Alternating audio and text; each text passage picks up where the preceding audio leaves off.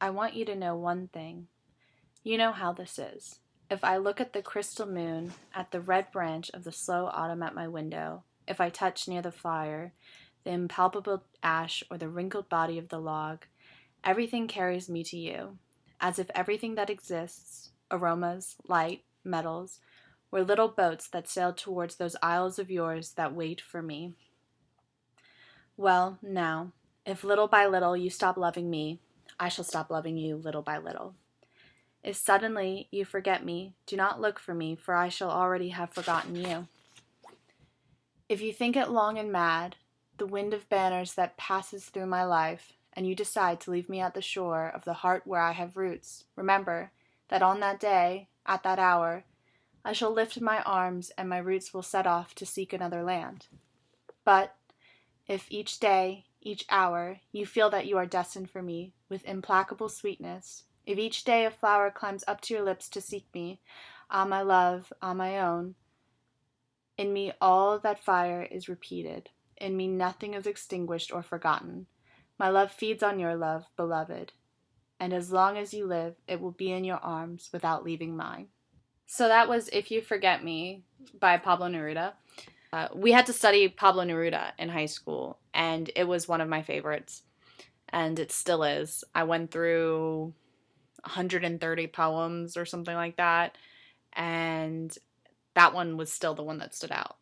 I think this poem's important to me because I want to find someone who inspires me to put away my pride. And that's what I get from the poem. You know, like the great John Green says, it's not so much the author's intent of the poem, but how it belongs to the reader. So in this poem, the way it belongs to me is because I see it as me or Pablo Neruda, putting away our pride and being given a reason to put away our pride. For me, it's a huge indicator of pride that, oh, I'll forget you the minute you forget me. Don't worry about it. I can drop you as fast as you can drop me. And it's still a pride thing to say, well, if you love me, I'll love you, and that my love is feeding on your love. But the way that he expresses it, though, it sounds like that love isn't so much feeding his pride, but that the love is making him let go of it.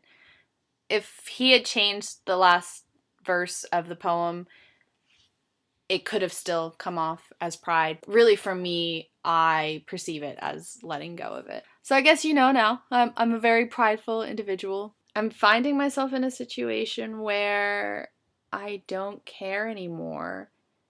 I don't think that I'm not going to get hurt, and I don't think that I'm going to be apathetic when this ends, but it's worth it.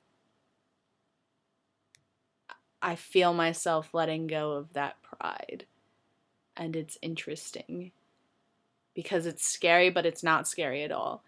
Like, I know I should be scared, but I'm not, and that's nice.